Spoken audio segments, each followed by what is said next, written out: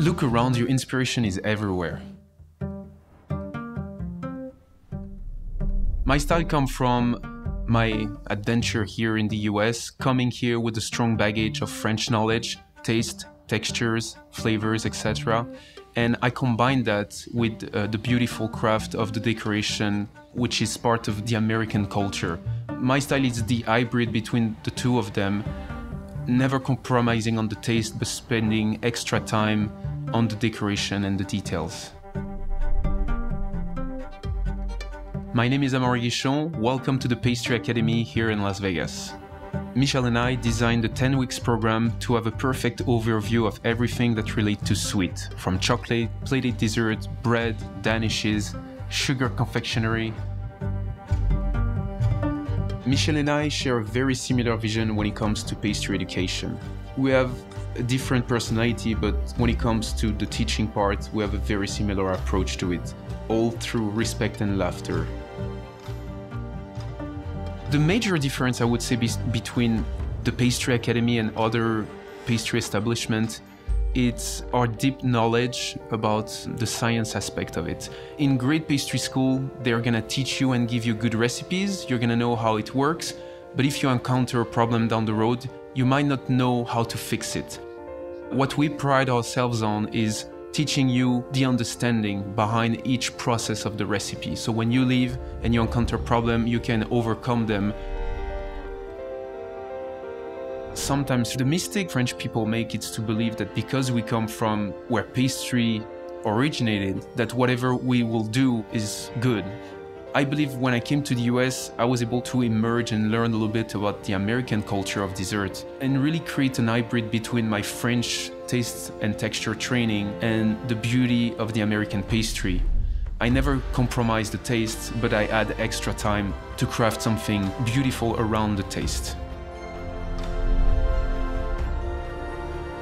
Where does the creativity come from is the most common asked question. I don't think I'm the most creative person at all. I'm always listening and taking advice from other people's. I think sometimes the pride of the chef gets in the way.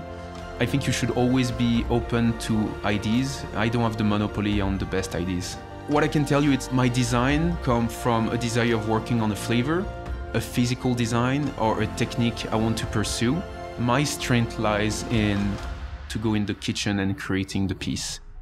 When I create a pastry, I believe that the customer shouldn't be tricked. The pearl dessert, when you look at it, already takes you to the beach, and then the flavor comes naturally. You find that it's coconut and vanilla and rum. It makes a lot of sense in my opinion.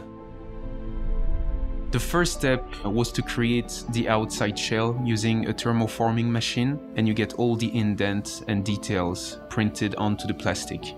Once it's cooled down, you can actually use it as a mold. Inside the mold, I'm spraying a little bit of a coral tan color to give a more realistic effect to the shell.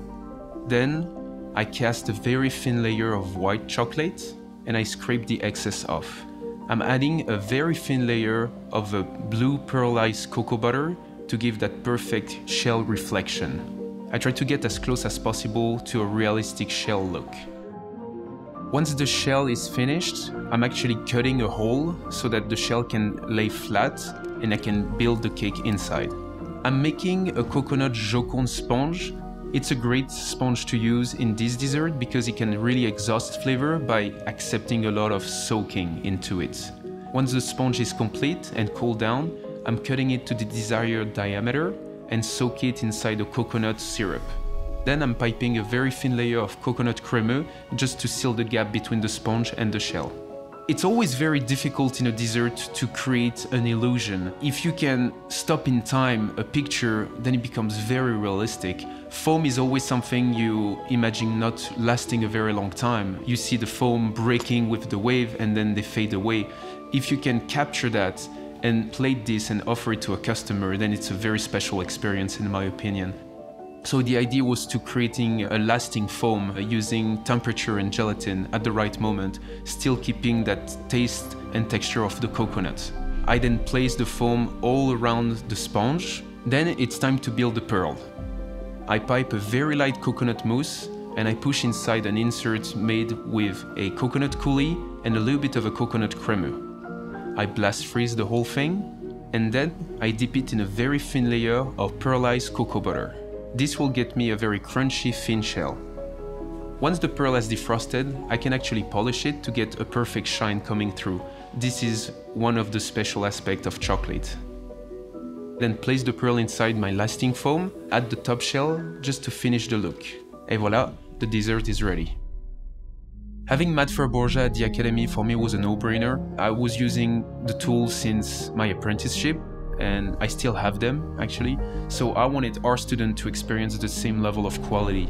I was able to develop a very good relationship with the CEO of Matfer Bourgeat USA, and we worked on a very special collaboration and sponsorship here at the Academy. When I started in the pastry industry 15 years ago, I had a little toolkit. Most of the equipment were Matfer Bourgeat, so I thought it would be very special for my own students to have access to the same quality of instruments. I was able to create a customized Matfer toolkit for our own students here at the Academy. Believe it or not, I still own many of the tools from my very first toolkit as an apprentice.